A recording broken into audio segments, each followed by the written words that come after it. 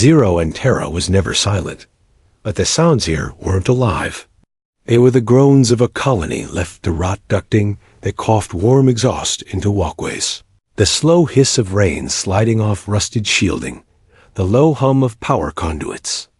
Struggling to stay lit, moisture clung to every surface, seeping into the skin and the bones. The air smelled of wet metal, mildew, and insulation, long since given up the fight against decay.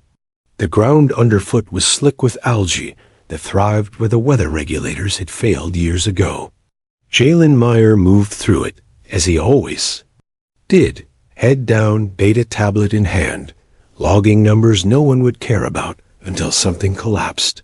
Mid-30s, plain work jacket, clean but worn boots. He was the kind of man the colony didn't notice unless he blocked their path. Environmental Oversight Bureau.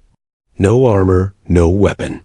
His job was to walk forgotten blocks, measure air quality, log corrosion levels, and make sure the system didn't mark whole sectors as unknown, invisible work in an invisible life.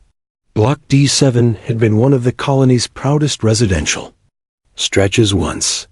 Investors used to send recruits here to show off clean glass walkways and humming filtration units. Now the rain shielding was cracked, and half the ducts bled condensation into the open air.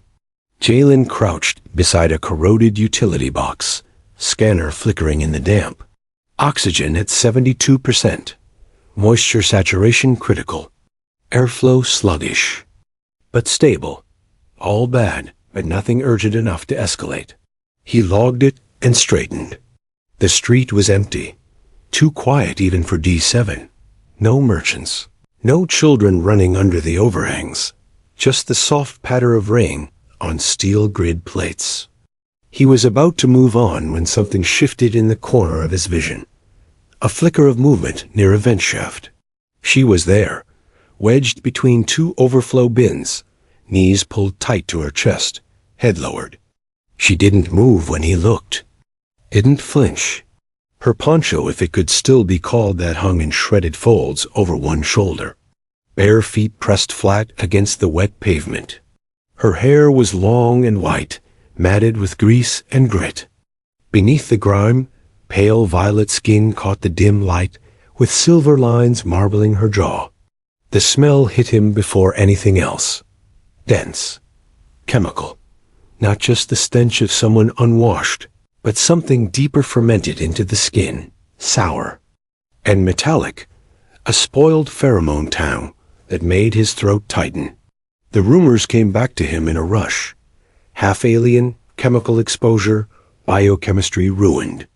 People crossed streets to avoid her. The smell girl. Jalen had walked past her once before. Everyone had. You kept moving. But this time, his feet stayed planted. She didn't look up. She wasn't waiting for help, just for him to leave. He hesitated, fingers tightening on the edge of his tablet. This wasn't his job. He logged duct pressure, not people left to rot in the rain. But something about the stillness, the way her shoulders stayed squared as if braced for the next. Insult caught in his chest. "I can offer you a place to wash," he said. His voice sounded quieter than he meant it to. Nothing. Just the rain between them. Then, slowly, she lifted her head. Her eyes were sharp and flat, the kind of gaze that measured the world in exits. And threats. She stood without a word. They walked in silence, her bare feet whispering against the wet metal. Up the narrow stairwell to his flat, past cracked sealant that let the rain bleed in until they reached the door. He keyed it open. Functional space. Nothing more, a cot, a heater, a small stove, one chair. He pointed toward the fresher unit.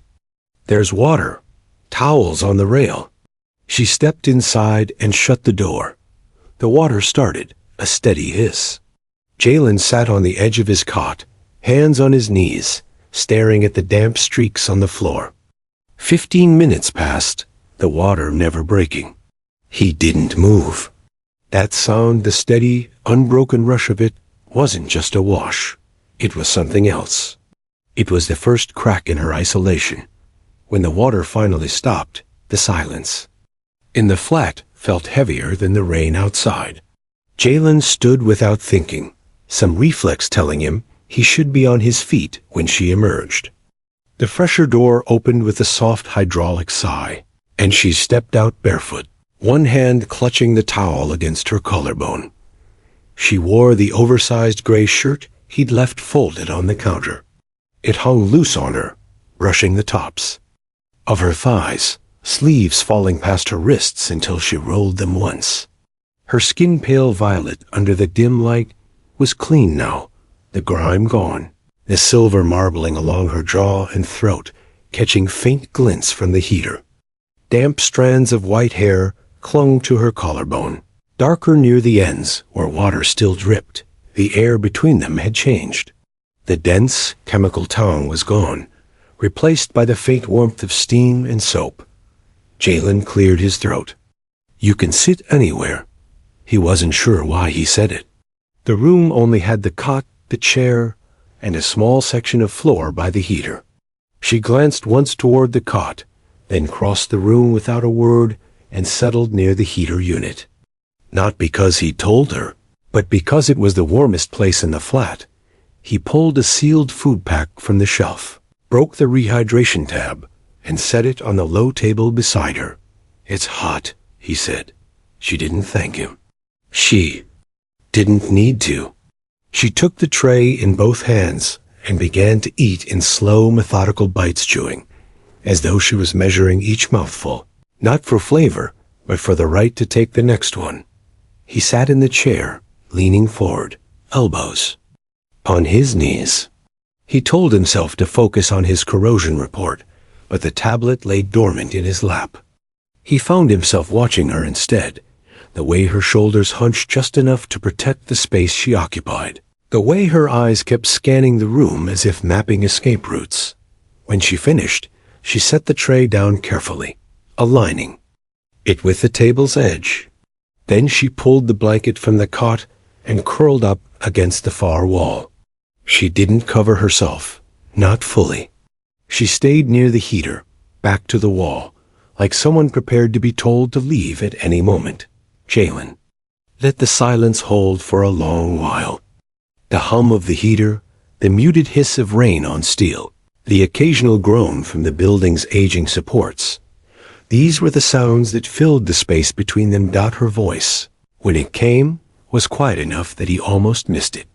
"Do I still smell bad?" He looked over, meeting her gaze. Her eyes were half-lidded, not quite challenging him, but ready for the truth to sting. "No," he said without hesitation. "You smell like steam and salt." She exhaled, not relief, not joy, just a slow release of breath. Then she closed her eyes. This time, it didn't look like pretending. Jalen leaned back in his chair, the tablet forgotten, and listened. The rain. Tonight she was dry, warm, and here. For now, that was enough. Morning in zero, and Terra didn't brighten so much as shift, the silver rainlight fading to a pale, washed-out blue. The flat was still, except for the low hum of the heater. Jalen sat on the edge of his cot, boots half-laced, his tablet flickering as it pulled up delayed survey logs. He should have been focused. Sector readings were already overdue, but his attention kept drifting to the other side of the room. She was awake, not moving, not speaking, just curled beneath the blanket she'd taken the night before, eyes open and fixed on the far wall. The oversized gray shirt hung loose on her frame, the hem brushing bare knees pulled up toward her chest. Dampness still lingered in her hair from yesterday, a faint wavering sheen along the silver marbling of her jaw. He realized he didn't know her name, hadn't asked. He wasn't sure if it was the sort of thing she would give. "I've got work," he said quietly, more to fill the silence than because she needed to know. 2 hours out. Vent corrosion scan. He paused, crouching slightly, so his voice wouldn't have to travel across the room. "I'll lock the door when I go. unless you want to leave. Her eyes flicked up at that, sharp and assessing. It wasn't fear, more like the weight of calculation. I'll stay, she said. One word, soft but decisive. He nodded once. Name's Jalen. Jalen Meyer. Environmental Oversight Bureau. I log duct pressure, moisture levels. Stuff nobody cares about until the ceiling falls in.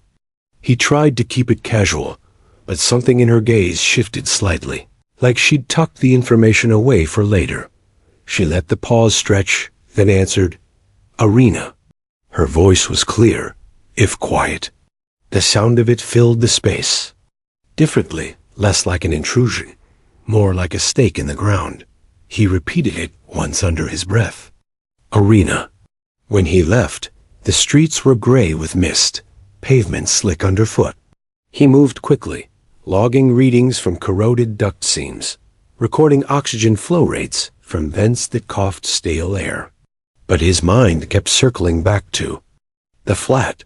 To her dot when he returned, he half expected it to be empty. Instead, the space was changed. The used food trays had been rinsed and stacked by the sink. Wet rags hung to dry from the heater rail. Even the filter panel near the stove had been wiped down. Arena was at the small table, rolling the sleeves of the shirt to her elbows. You didn't have to do that, he said. I know, she replied simply. She studied him for a moment, then said, You're not from here. No, posted last. Cycle, volunteered. Her brow rose slightly. Why? He shrugged. I like things quiet. This place doesn't expect much from you. That suits me. She looked away briefly, then back. They said I'd never smell clean again. There was no bitterness in her tone, just the fatigue of a truth repeated too many times. Pheromone imbalance? He guessed. A small nod. Glacial core work. Tank rupture.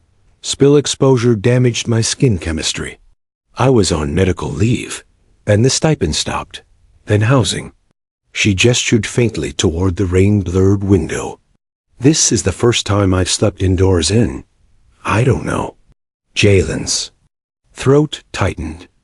I didn't do anything special. Her eyes locked on his. You didn't walk away. Everyone else did. The room went quiet again. But this time, it didn't feel cold. That night, she didn't take the spot on the floor by the heater. When? He handed her the folded blanket. She sat down on the edge of the cot instead, looking at it as though weighing whether she was allowed to be there. She didn't say a word. Jalen didn't argue. He simply took the floor himself.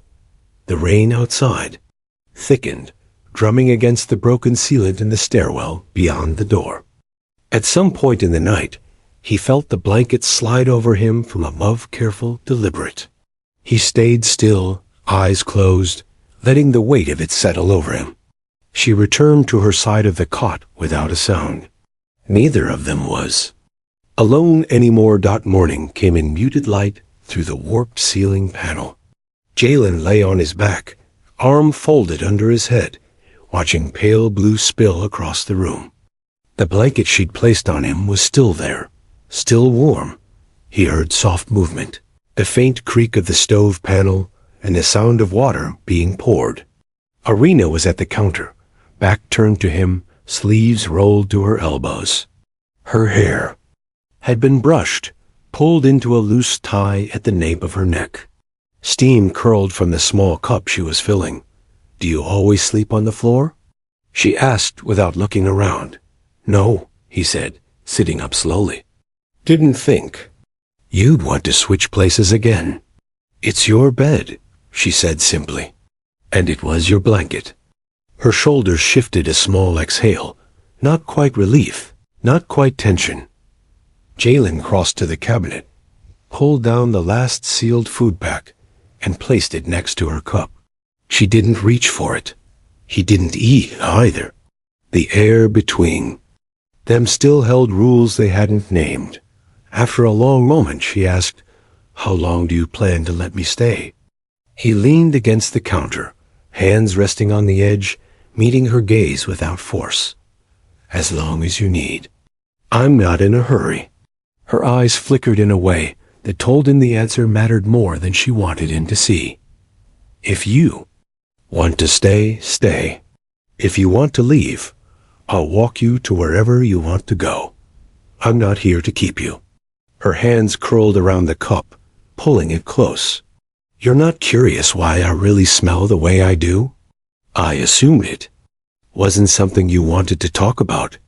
Most people make up stories when I don't tell them, she said, jaw tightening.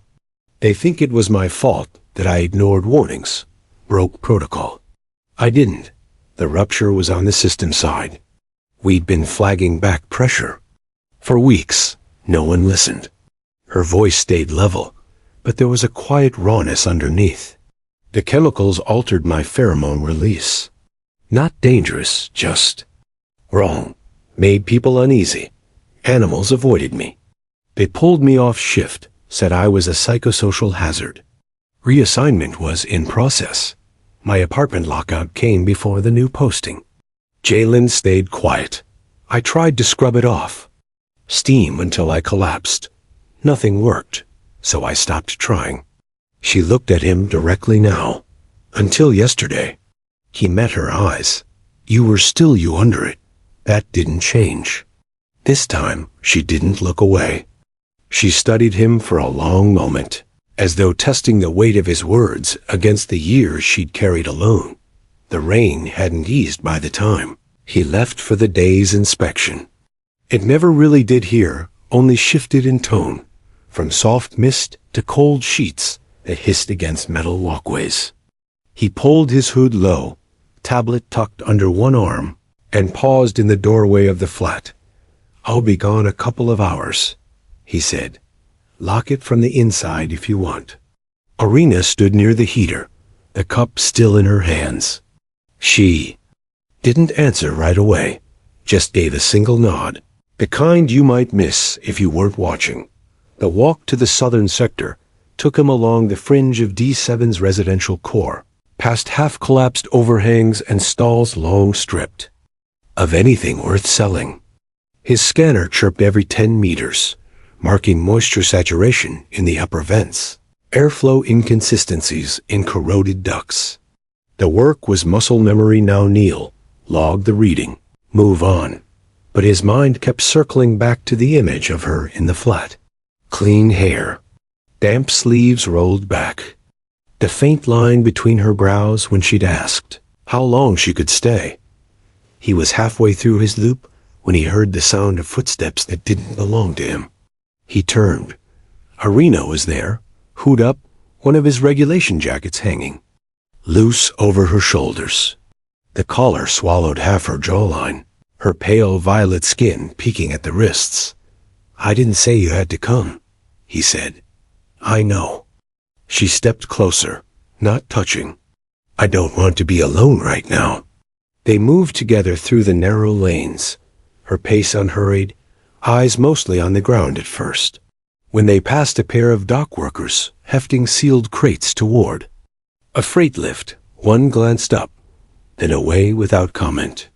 The other's nose twitched a reflex, maybe, but no words followed. Arena's jaw tightened, but she didn't break stride. You okay? Jalen asked quietly. Not used to being looked at without... She stopped herself. Without someone making it obvious? Maybe you're not the one who should be ashamed, he said. She glanced at him, not smiling, but something in. Her gaze shifted. Recognition, maybe dot under a collapsed overhang near a dead data tower. He crouched to reach a buried moisture grid. Most of the junction was hidden behind warped plating. He started to pry at the edge when her voice cut in. Which relay are you after? Blue casing, fiber wrap near the base. She knelt beside him, scanning the mess of cables with her eyes. There, but not with the patch tape. They used to mark bad insulation like that. You've worked moisture systems before? Glacial harvest, she reminded him. He sat back a little, letting her point out where the grid was cracked. She wasn't helping for his benefit, He could see it in the way she moved. She was re-entering her own world, piece by piece, dot by. The time they'd logged the last relay, both of them were damp to the elbows, gloves slick with condensation. They stood in the dripping quiet, the hum of the vents filling the space between them. "I don't know if it'll stay this way," she said suddenly. "The scent, it used to come back. After sleep, after heat, after stress. One day at a time," he said. She looked at him a moment longer than before. And for the first time since they'd stepped out into the rain together, she stood straight, shoulders back, as if the weight had shifted, just a little off her. The days settled into a rhythm neither of them had planned. Mornings began with the muted light bleeding through the warped ceiling panel, the heater's low hum filling the silence. Jalen would prep his field kit, checking moisture probes and duct scanners, while Irina moved quietly through the flat. She didn't fill the space with talk. She filled it with action. She organized the supply shelf without asking, separating repair tools from cooking tins. She patched the vent leak in the bathroom with strips of reinforced foil scavenged from a maintenance hatch. When she found his loose socks in a pile by the cot, she stitched them with careful, even seams. He never saw her idle unless she was sleeping, and even then, her body seemed coiled around a center of watchfulness. That watchfulness began to ease. Not all at once, but in moments when she lingered a little longer at the heater instead of the wall, when she left the blanket folded at the foot of the cot instead of gripping it all night. When her gaze met his without sliding away. One night, after he returned from a long inspection loop in the outer ducts, he found her sitting cross-legged on the floor near the heater, brushing out her hair with a comb she'd rinsed clean from the supply bin. The white strands caught the light in slow, deliberate passes. She didn't look up when he stepped in, but her voice reached him without force. "You keep looking at me." He paused, halfway out of his jacket. "Yeah," he said honestly. "Why?" "You're here. And not how I expected." She stopped the brush mid-stroke. "How did you expect me to be?" "I didn't," he admitted. "When I saw you at the vent, I figured you wouldn't speak. Maybe you'd leave without a word. But now you're in my space, cleaning my cup, fixing my heater, and I don't want you to leave." Her hands tightened around the comb. "Most people want something. Eventually. I don't," he said. "I'm not waiting for you to owe me." She studied him for a long moment and set the brush down on the folded blanket. "But you still watch me," she said quietly. "Like I'll break." "I don't think you'll break," Jalen said. "I think you already did. And I think you rebuilt yourself without asking anyone for permission." That stopped her. Her eyes soft not in surrender, but in a recognition she couldn't quite name. She crossed the short distance between them and sat beside him on the floor, not against him, just close enough that her arm brushed his. The heater's warmth seeped into their legs, the quiet hum filling the space they didn't rush to speak into. "I haven't touched anyone in over a year," she murmured, "not even by accident." "I won't move unless you ask," he said, her eyes closed. "Don't move." They stayed like that, side by side, the rain outside a steady whisper against the steel. When they finally lay down that night, it was on the same sleeping platform, but with a careful hand's breadth of space between them.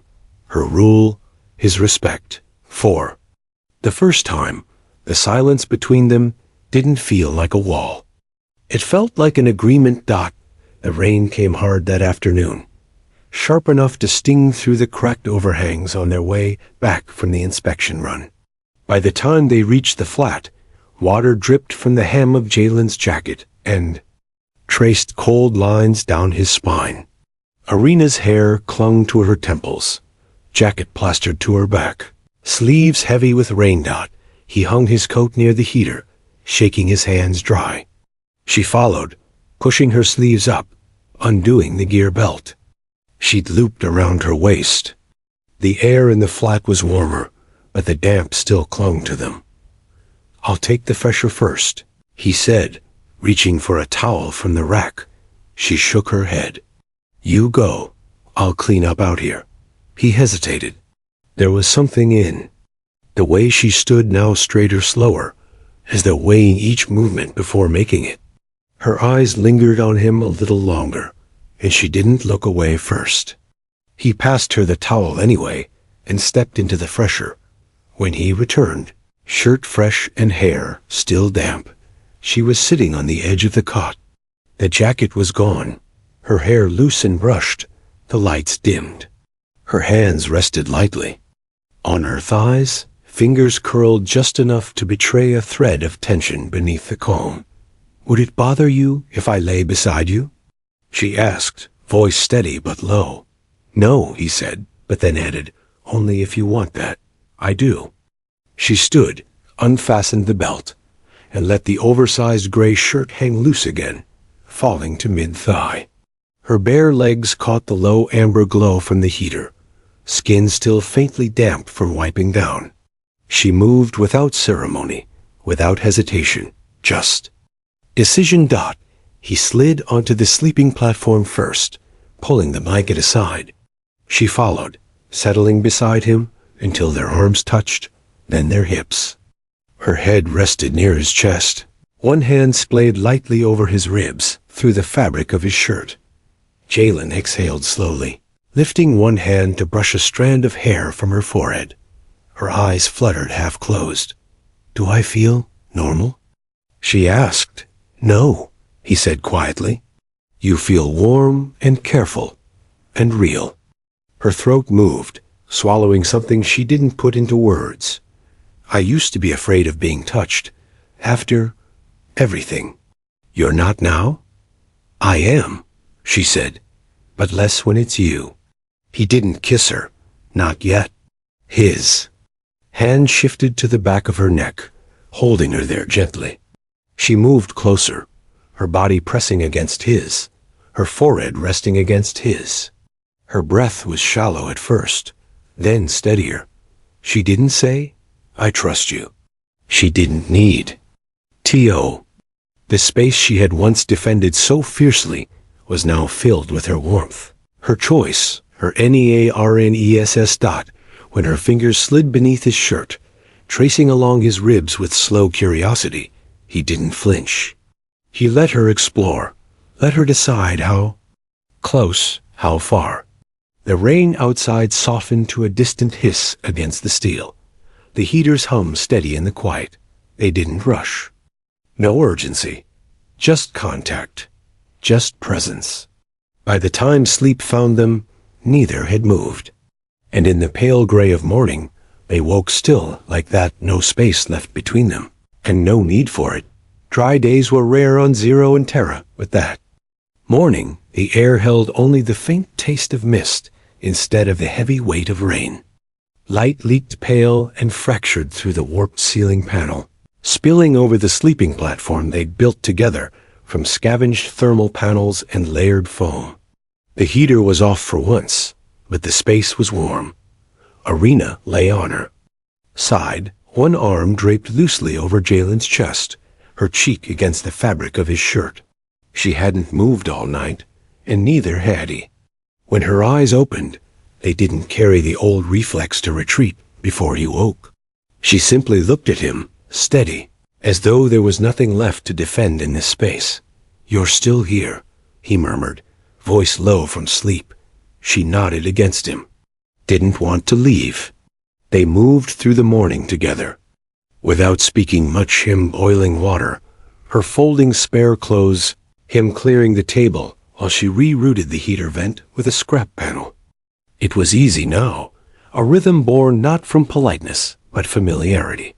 He laced his boots by the door, field kit already slung over his shoulder. Outer maintenance block 6 today. Last check for the month. "You want me to stay here?" She asked. "I want you to come with me if you want to." She hesitated, not because she doubted the offer, but because she understood what it meant. I'm not afraid of people seeing me anymore, she said slowly. But I think I'm still afraid of being seen with you. Because of what they'll think? No, because I might start caring what they think. He stepped across the space between them and took her hand. Let's find out. The stairwell was damp underfoot, but the corridor beyond was crowded techs. Hauling crates, clerks in clean jackets, couriers weaving through on quick steps. A few heads turned when they emerged together. Eyes lingered for a moment, then moved on. No one spoke. No one flinched. They walked side by side through it, neither slowing nor breaking the line between them. At the edge of the maintenance sector, he drew out his scanner. She reached for the secondary panel tool, their hands brushing. His eyes flicked to hers, and she didn't pull away. I'd like to make something here, she said after a moment. Not just survive it.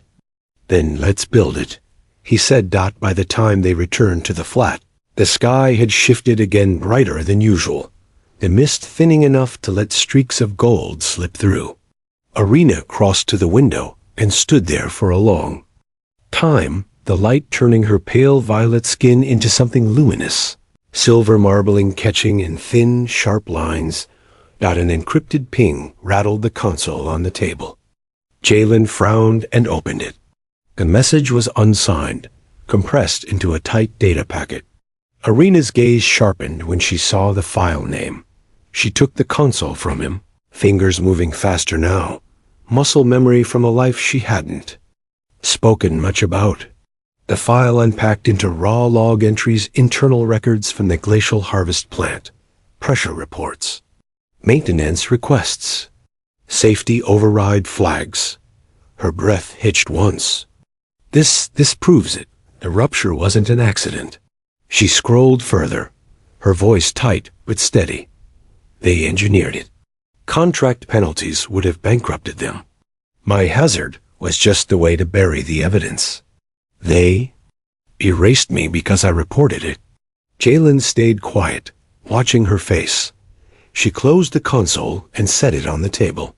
If you'd known this from the start, would you have done anything differently? No, he said, without pause. I didn't need a reason then. I don't need one now. The tension in her shoulders eased, not gone, but shifted. She stepped to the window again, watching the mist break apart into sun. After a moment, she leaned into him fully, not for warmth, but because she could. The scent never came back.